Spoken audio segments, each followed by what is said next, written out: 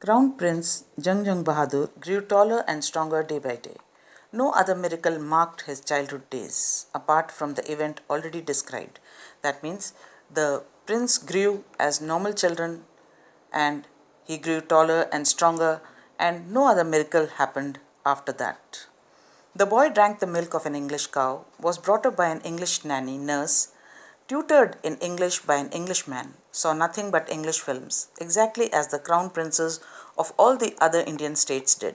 India was under British rule during that time, and most royal families and elite class, they all followed English norms and mannerisms.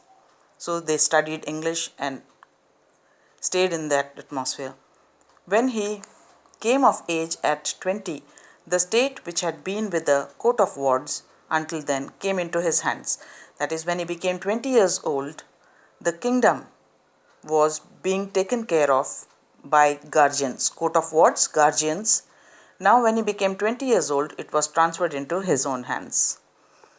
But everyone in the kingdom remembered the astrologer's prediction. Many continued to discuss the matter. Slowly it came to the Maharaja's ears. The rumors about the astrologer's prediction was still remembered by many people, and they were discussed by many people. Gradually, even the king came to know about it. There were innumerable forests in the Pratibandhapuram state. They had tigers in them. The Maharaja knew the old saying, "You may kill even a cow in self defense." There could certainly be no objection to killing tigers in self defense. So, the kingdom had many forests, innumerable, many forests in Pratibandhapuram, and there were many tigers in that. The Maharaja, he followed the old saying that you may kill even a cow in self defense. So, where your self defense is concerned, you can kill any animal, even a cow. So, there was nothing wrong or objectionable in killing tigers in self defense. The Maharaja started out on a tiger hunt. Now, the Maharaja started hunting tigers. The Maharaja was thrilled beyond measure when he killed his first tiger. He sent for the state astrologer and showed him the dead beast. When he killed the first tiger, he called the state astrologer and showed him the dead animal. "What do you say now?" he demanded. "Your Majesty may kill 99 tigers in exactly the same manner." But the astrologer drawled. The astrologer said that you may kill 99 tigers in the same way. But what? Speak without fear. But you must be very careful with the 100th tiger. The astrologer said that 99 tigers might not harm you, but the threat was from the 100th tiger. What if the 100th tiger were also killed? Then I will tear up all my books on astrology, set fire to them. The king asked him, "What if I killed even the 100th tiger?" Then the astrologer replied that he will tear off his astrology books and set fire to them. "And I shall cut off my tuft, crop my hair short, and become an insurance agent." The astrologer finished on an incoherent note. He said, "And?" So the king asked, "What and? What else? Apart from burning of the astrology books?"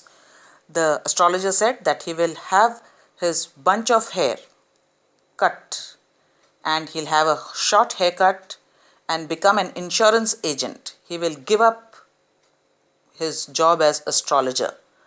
The astrologer finished on an incoherent note, incoherent, unclear voice. From that day onwards, it was celebration time for all the tigers inhabiting Pratibandhapuram.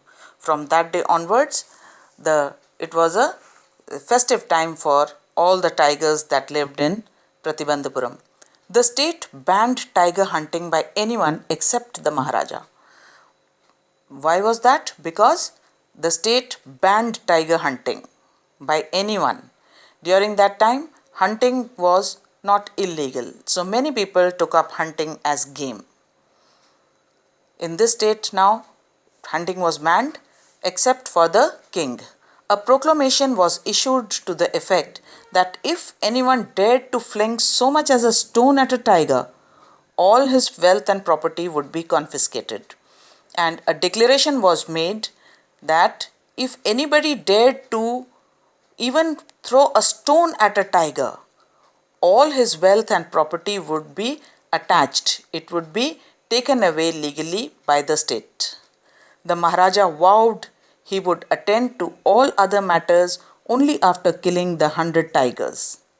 Initially, the king seemed well set to realize his ambition, and the king he took an oath that he will attend to other matters, other state matters, only after he had killed 100 tigers. And in the beginning, it was all very well, and he was out hunting tigers, realizing his aim. Not that he faced no dangers. There were times when the bullet missed its mark, the tiger leapt upon him, and he fought the beast with his bare hands. It's not that he never faced any dangers while hunting tigers. Many times he would miss his mark, the bullet might not hit the tiger, and the tiger leapt upon him, and the prince had to fight bare hand with the beast.